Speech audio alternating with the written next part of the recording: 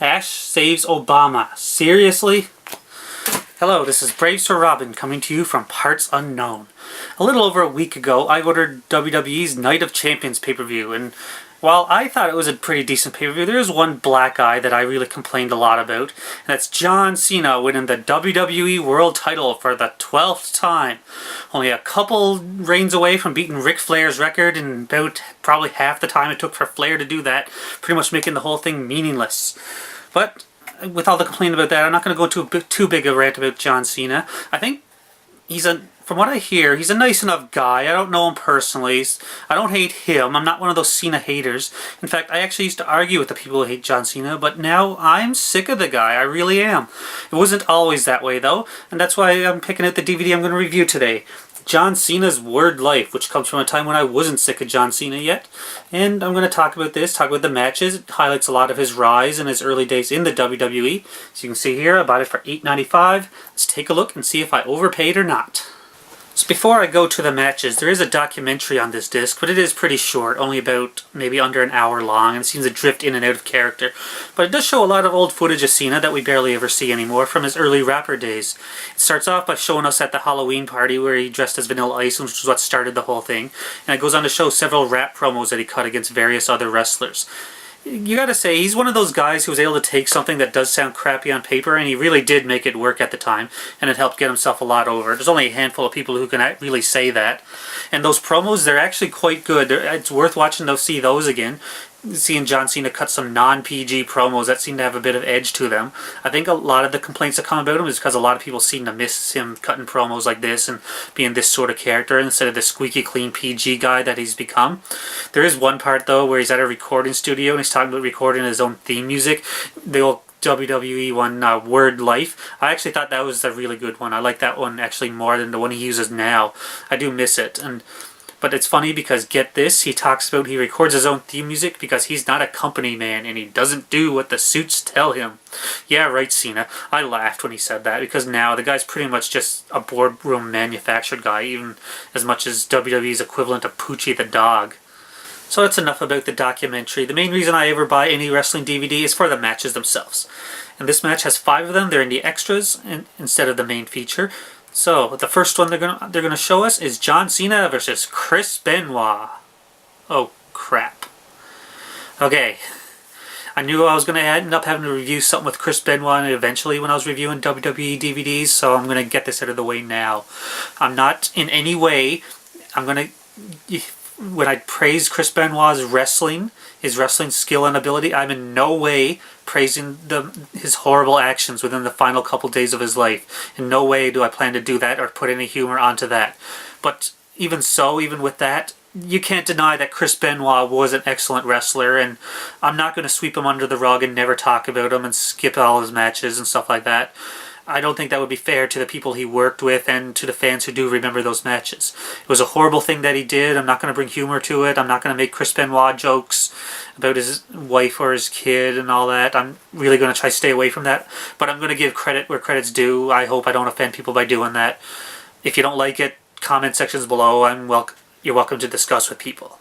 Now, the match itself, it's a tournament final to determine a #1 contender to Brock Lesnar's WWE Championship, and pretty much an early experiment to see if John Cena can hang with the best guys in the WWE at the time.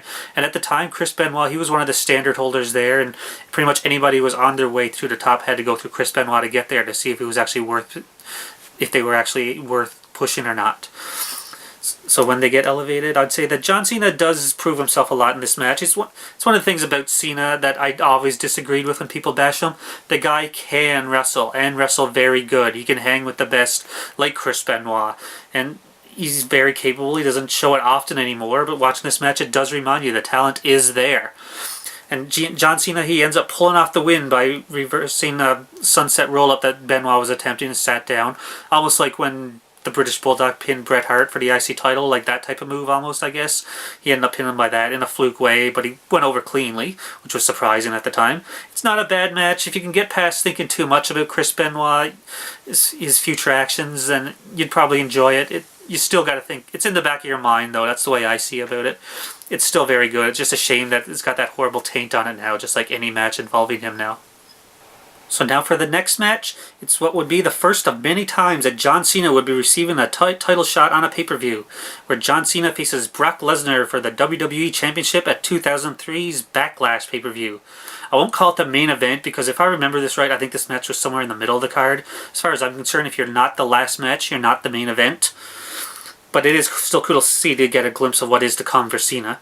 Brocky dominates early with Cena with his power, but Cena ends up managing to throw him into the stairs outside and bust Brock open, and it's interesting to watch Cena wrestle in this match using dirty heel tactics, which I thought was something that he did very well. He's a bit squeaky clean now, but back at this time, he was quite enjoyable to watch doing these tactics.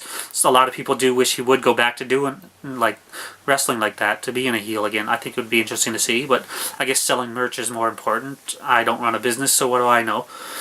I mean, he wears down Brock. He keeps Brock on the defensive, which is interesting. Brock, though, he uses his power to overcome, and he wins with the F5. At the time, I don't think there was many who doubted that Brock Lesnar would retain the title, but obviously would not be the last time we'd see Cena in the world title picture, and would eventually end up becoming world champion again and again, and again and again, and again and again. So at this time, at least, the idea of John Cena as champion was still fresh. Not like now when he becomes champion, they're just like, oh, come on.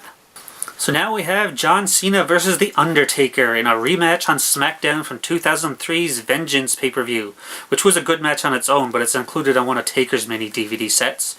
It's a lot like the previous match with Brock, where Taker overpowers Cena, but Cena is able to take the punishment and pick his spots and attack and pinpoint any injuries or weaknesses to make things more even, which he does here after Taker does a rare superplex from the top rope and ends up hurting his ribs, which then John Cena just focuses on. Then eventually we get a ref bump, followed by interference from A-Train, aka Prince Albert, aka Giant Bernard in Japan.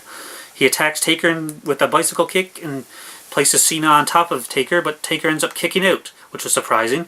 But then right after that, Taker gets up, he tries to give John Cena the tombstone, but John Cena slips out and actually hits Taker with the FU, which is now known as the Attitude Adjustment. But just for the record, I think that the FU was a much better name, in my opinion. FU gives John Cena the win, and Taker isn't really hurt by this anyway, so it's no big loss. I'd recommend the Vengeance match over this one, but this was still pretty good. So now we have a match for the US Championship between John Cena and Eddie Guerrero. Eddie was on top of his game at this point and does a really good job making John Cena look like $1 million. They start out with a pretty heated brawl, and we even see some of the classic Eddie Guerrero cheating tactics, which got him so over at the time, where he slides a tire into the ring, and then while the referee's putting the tire outside, he brings in a chair and smashes John Cena over the head with it while the referee's back is turned. It's classic Eddie stuff. It was really cool. The tire, of course, it was brought into the ring by Cena because he stole the tire off Eddie's lowrider earlier in the night, and Cena stole it and brought it to the ring. What a bastard. It's a really good match, though, but it's just too bad we don't get a real ending for it, where John Cena nails Eddie with a low blow in front of the referee and gets disqualified. And then after that, he hits Eddie with the FU onto the tire, onto the steel rims of the tire. These two, they had a lot of good matches at the time, and I probably would have put one of them on this disc instead. I know this match led to a no DQ brawl that they had. I wish they would have put that on there instead of this one. Not that this is bad, it's actually pretty good, except for the ending, but I don't know, they probably should have went with something more definitive, I guess. They are on other sets, though. I mean, these guys had a few matches, so I guess it's good to see, but I just didn't like the ending for this. It just kind of ruined it. So now the fifth and final match that we have on this disc is John Cena versus Kurt Angle from No Mercy 2003. It's funny for this match because while John Cena is a heel at the time, a lot of people are still cheering him. And I'm pretty sure it's the same people now who are booing him that are cheering him then. So it's pretty funny to think about that. The match itself, it's pretty good. It's a good back and forth match between the two, and John Cena does everything he can to try to put Kurt Angle away, but he's just quite not able to. It's a good classic wrestling match, back and forth, tells a good story, where John Cena was still just coming into his own at the time, and Kurt Angle was still on top of his game here. I'd say it's the best match to check out on here, on this disc, and Kurt Angle wins the match by making John Cena tap out to the ankle lock. Worth checking out, I think it's pretty good. I'd even call it the best match on this disc here. So that's my review of John Cena's Word Life. Not a bad disc. I'd recommend picking it up if you can find it. It's good to see the contrast between John Cena, what he was then, to what he is now. And I can see where a lot of people are coming from with their opinions about Cena. Like I said, I'm not really a hater. I just can't stand some of the stuff he does now. But it's just bad storylines. It has nothing to do with the guy himself. So this is Brave Sir Robin signing off. And remember, I'm untouchable, but I'm forcing you to feel me.